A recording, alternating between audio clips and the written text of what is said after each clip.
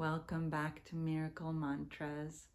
I'm Kiran Jot. I'll be reading today's lesson for you, singing this mantra with you again so you can carry it throughout your day. And I'll be adding a commentary at the end.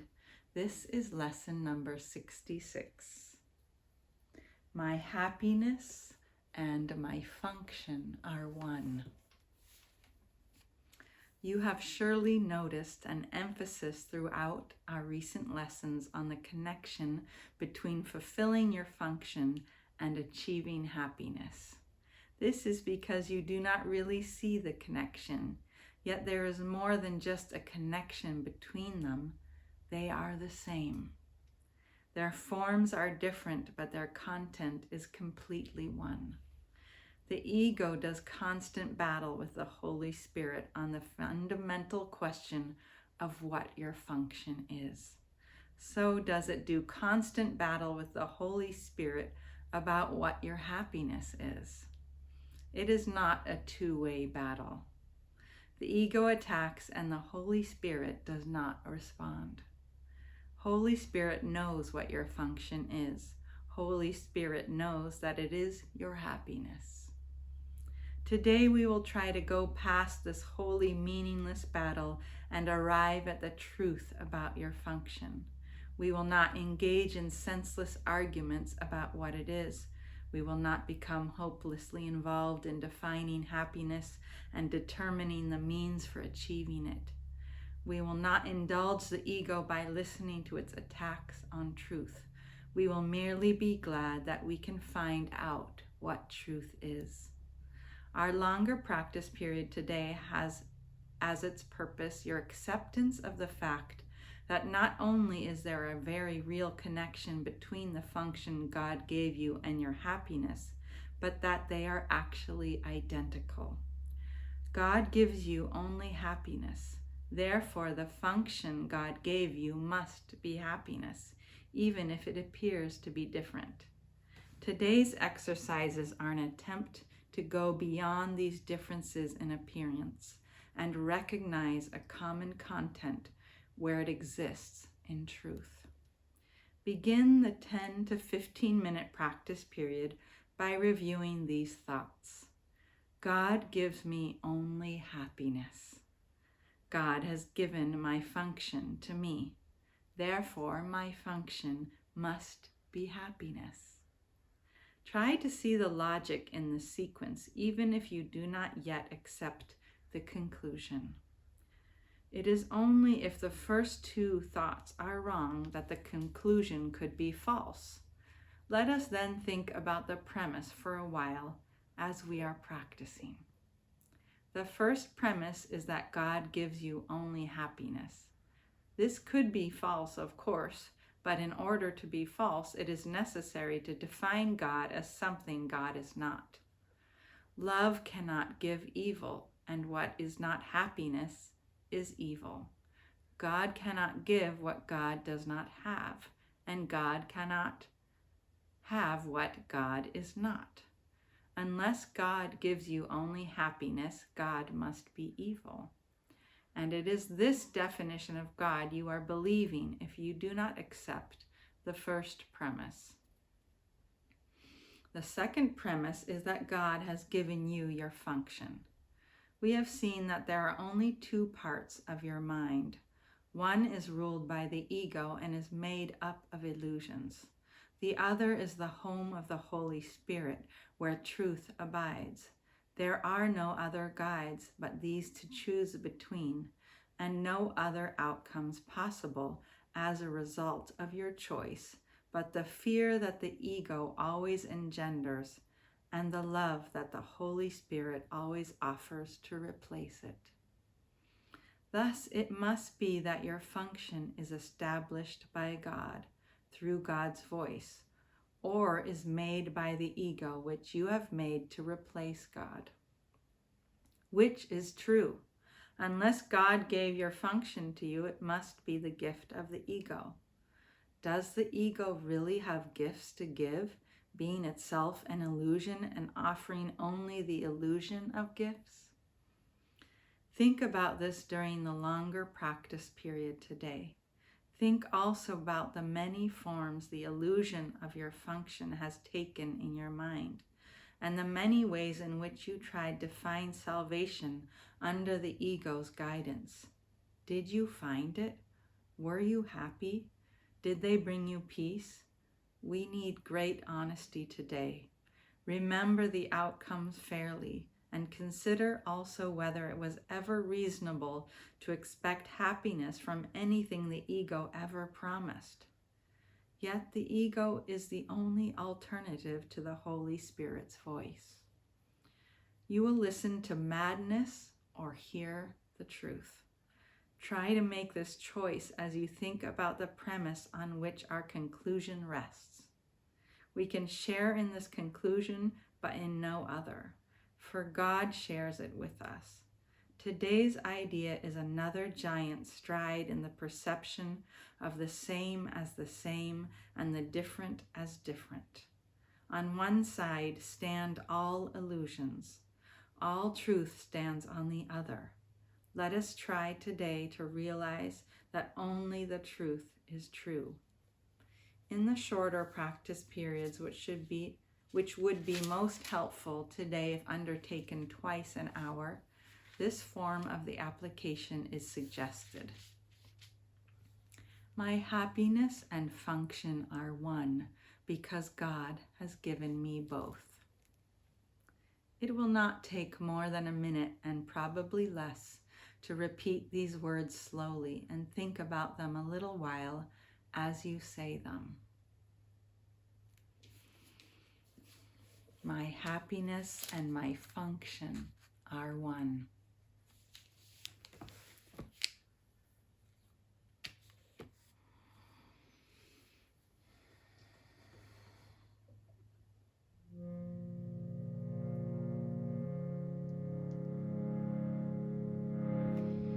My happiness, my function are one. I want my happiness, my function are one. I want because God has given me both of them, because God has given me both of them, my happiness, my function are one. I want because God has given me both of them, my happiness, my function are one. I want because God has given me both of them, my happiness, my function are one. I want because God has given me both of them, because God has given me both of them, my happiness, my function are one. I want my happiness, my function are one. I want my happiness, my function are one. I want my happiness, my function are one.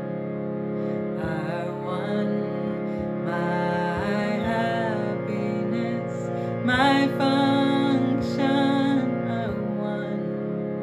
I want because God has given me both of them,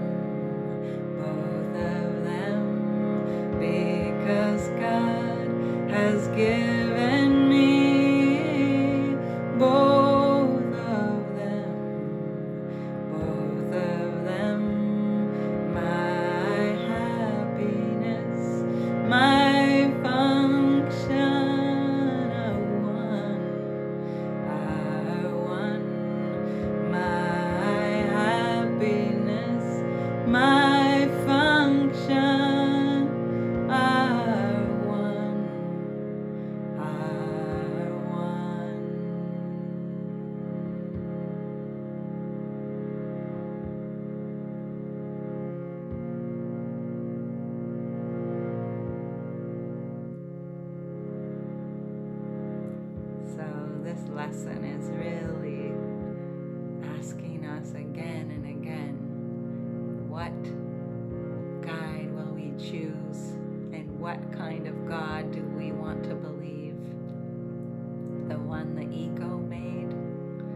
has good and bad, good and evil, dark and light, hot and cold, all the differences and the opposites and the paradoxes. Do we want to believe in that kind of God? The one that where there's war and peace and death and life and all the complexities that we see in front of us? Or do we want to look through this world and God that the ego made and see it for the illusion that it is? Because if God is only love, there's nothing else. Then God could not want more than one function. Then our function could not be other than happiness, could not be something outside of love. And so here we see a major departure. We have Christian language in A Course in Miracles, but we have a major departure in the theoretical foundation and what we believe that God is. In Course in Miracles, God is only love, and so God would never demand sacrifice, would never demand martyrdom, would never crucify God's child. And so this is a new way of looking at it, right?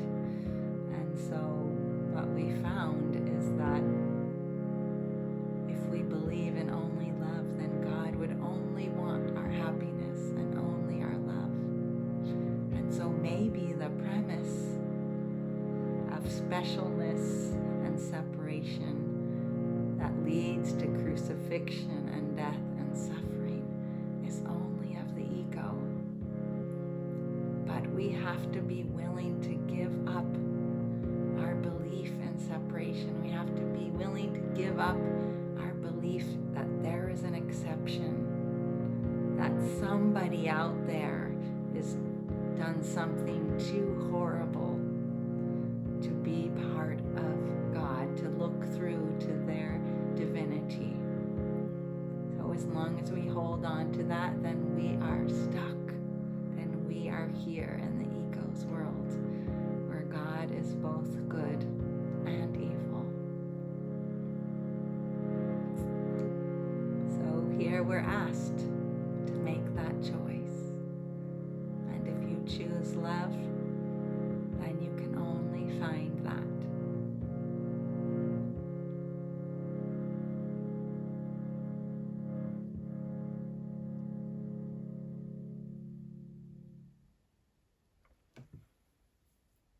Thank you for being with me. I look forward to being with you again tomorrow.